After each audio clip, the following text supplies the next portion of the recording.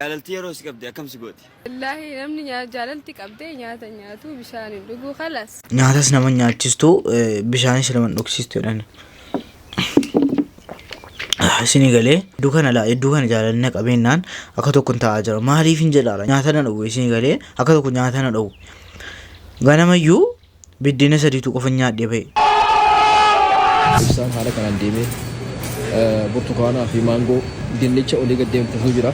Namni kun jaartii qabaate, sheekni kun osoo jaartii qabaate har'a ustaazonni akka namni fuudhu gorsu isinii galee akka garuu ofiin jiranu. Yeroo na laaltan duriyyee waan isinitti fakkaadha isaa. Nuti kun namni TikTok fayyadamnu fayyaansii beeynaan akka akkati sheekii taate zedoo. Indoon viidiyoo kana fayyilaallee gidee yaadanne jechuudha.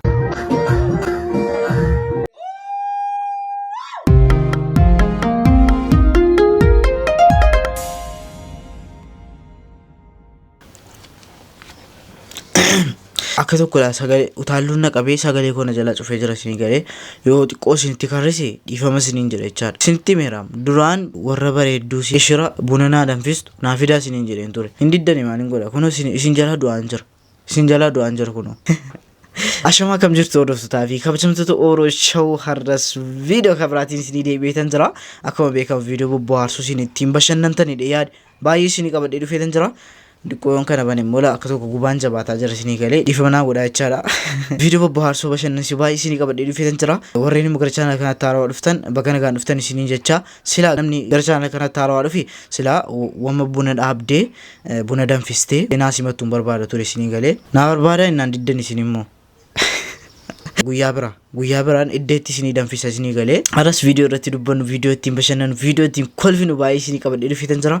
Wanti isin irraa eegamu qophooftanii viidiyoo kana laayik gochuudhaan jalqabaan isiniin jedha. Yoo waa jedhe malee laayik godhaan jirtanu viidiyoo kana irratti yoo laayikiinsaa 550 galee vloogii tokko baadiyyaa deemeen sangaa qotaan viidiyoo isiniif hojjedha jechaadha. Isin hojjechiisuun dadhabdanu maaliif hawaasaa isinitti hin dheeressu gara viidiyoo al tokko dubartoonni qofti gaafii kan naa deebisa akkas jedha. Jaarsi kee birrii miliyoona tokko siif kennee jaartii lammaffaa fuudhuu yoo heeyyama si gaafate heeyyamtaaf immoo ni didda jedha gaafichi. Isinoo akkami meeme wanta kanarratti meeme dubartoonni masaanuun jaallattanu meeme ni diddan immoo miliyoona tokko laa birrii miliyoona tokko fudhattu lammaffaa heeyyamtuuf ni diddu moo meeme ni heeyyamtuuf kanuma irratti isin bara meeme. Waa'ee warra lammaffaatii wal qabatee immoo mee viidiyoo tokko ilaallee walitti deebina. ሁለተኛ ሚስት ልታገባ ማለት ነው። ራሴን ከፎቅ ላይ ነው ማረጋው።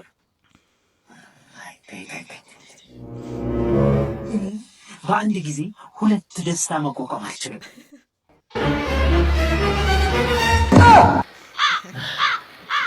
Isayyuu bakka jannata galte malee chaanachiin si geesse kunola akkasitti kanaafan sodaadhe isin gaafadhe jechaadha gaaficha. Maaliifuu akkas jetteen Otooti warra lammaffaan irratti fuute fooqirraan of darbadha jetteeni. Iddoo tokkotti gammachuu lama akkamitti danda'e? Ati du'aa kan biraa fuudhaan jedhe. Roonni tokko garuu erga fuutanii kaatanii maaf warra keessan akka tokko taatee ooftu. daawwattoota wayii sida agarsiisa callisaa. Kunoo ilaala daawwattoota kiyya ishee ibsaan haala kanaan deemee burtukaanaa fi maangoo dinnicha olii gad deemtu jira.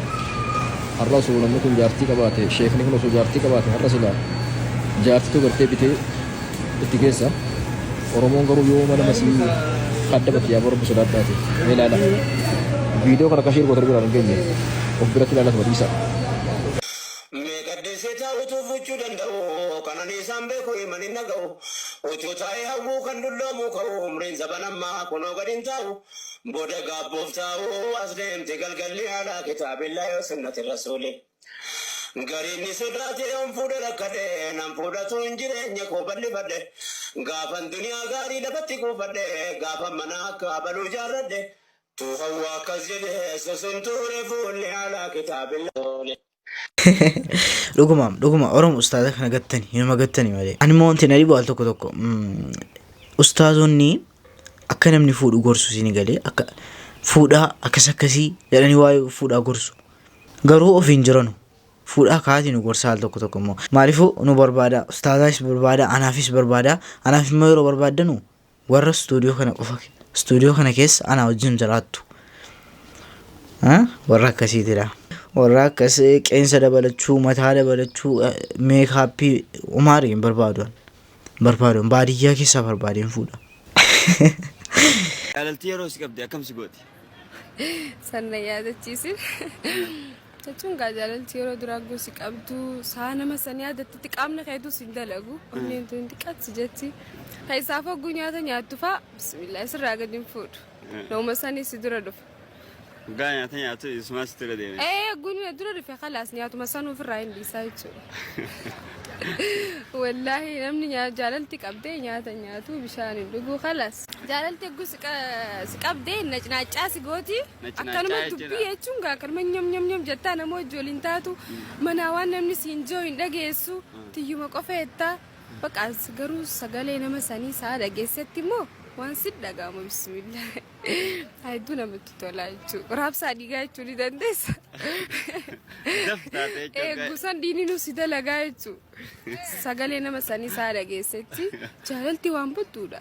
Wallahi gizees fokkottuudhaasi bareedduudhaasi ammaas. Ammaas maali ni beektaa nama tokko ati jaalattee namni si jaalachuu dhabuu maali. Wanni akka sanii dhukkubaa hin jirtu. Jaalalti yoo gama lachuuti irraa illee taate haalaan namatti tola. Kinaati jaalatee namni si jaalanne immoo dhukkubni akkasii addunyaarra hin jiru jechuudha. Rakkoo guddoo. Akkasii yeroo jaalaltee nama qabdee nyaatas nama nyaachistu bishaanis nama dhugsiistu jedhan.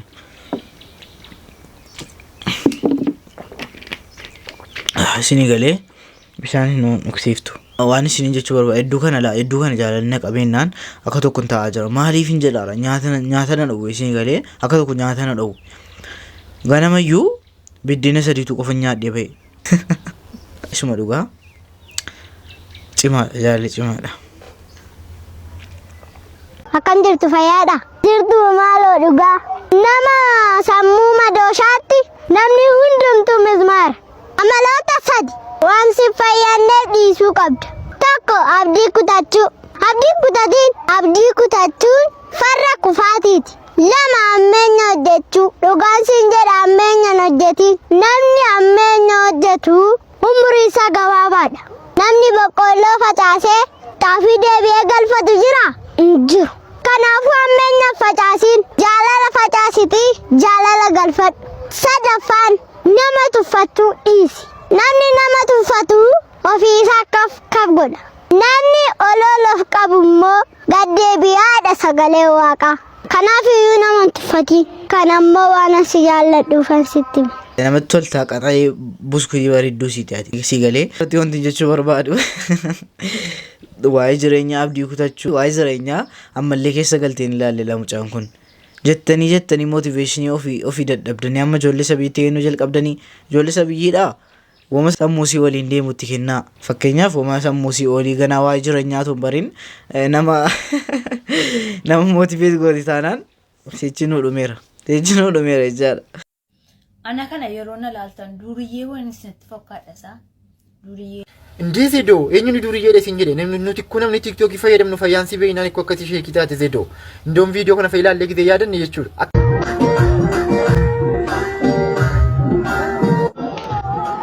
Akkati jaas sheekii taate sirriitti si beeynaani akka namni tokko takkaasii dhungatee hin beeyne wallahi billahi akka namni tokko na dhungatee hin beeku ittisaa akka amna ammallee dingiliidhaan jetta akka dingilii taate illee ko dingiliin kan kee yoo mul'ata bar kunoo bakkeetti mul'ata dingiliin kan kee Zedo akka barbaadde ta'uun ko mirga kan keeti ginnuun kijibin falaaci qoraajanii illee anan jedhin bakka tiiktook dhugaadha isinii galee ana akkasiin sheekii taate viidiyoo kana illee reefi argaa jira akkasiin sheekii taate reefi hin bare isinii galee dhiirri tokko si dhungatee hin beeku ati astaghfirullah ani ko namni jiran si haaraman namni jiran si haaram.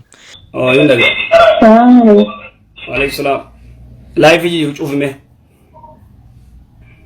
Cuuf ke ana madri. Sagalee hiikan deebisaa gaafii gaafachuu fedhe. Maayit? Sagalee hiikan deebisaa gaafii sin gaafachuu barbaade. Hin deebisu sagalee hin danda'u. Sagalee hin deebisu. Yoo amma gosa taate firraa yeroo biraa gaafata. Okay. Sheekan mallaqa jaarriyya nama bira geessu jedhee mallaqa nama bira geessuu fi bakka suuqii dhaqee bakka isaan waatti gurguran nama guddaa biran ergee jaarri. Jaarsi kee moo? Adoo? Jaarsi keetiin nama ayyee? mallaqa nama bira geessi jedhee jennaan mallaqa fuudhee bira geessi. Na bira dhiisee deeme mallaqa kanaa keessa kiyyaas walitti qabee geesse jennaan walitti qabee geessu bira dhaqe.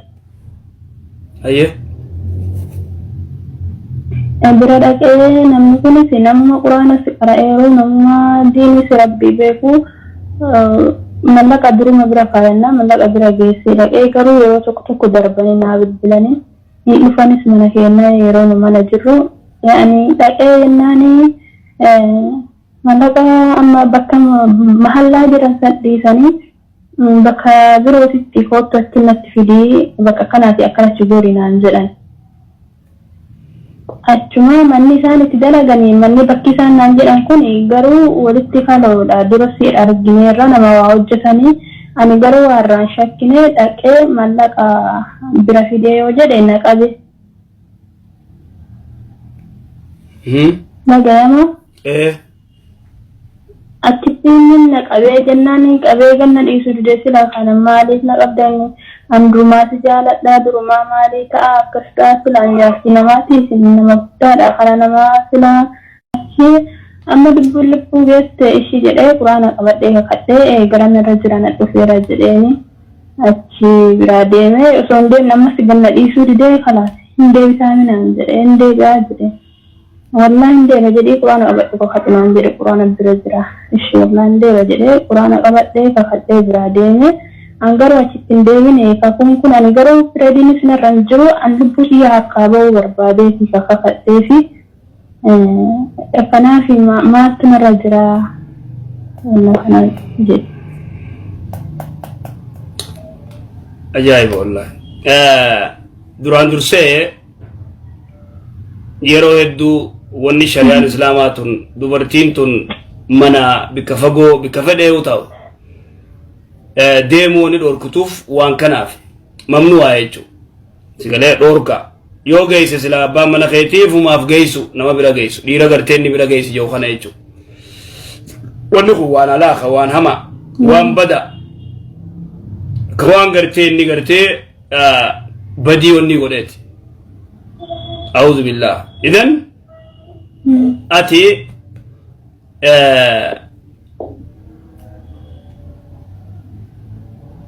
kijiba gartee itti kijibdeeti dhiigaan na jira jetteeni harkaa baate.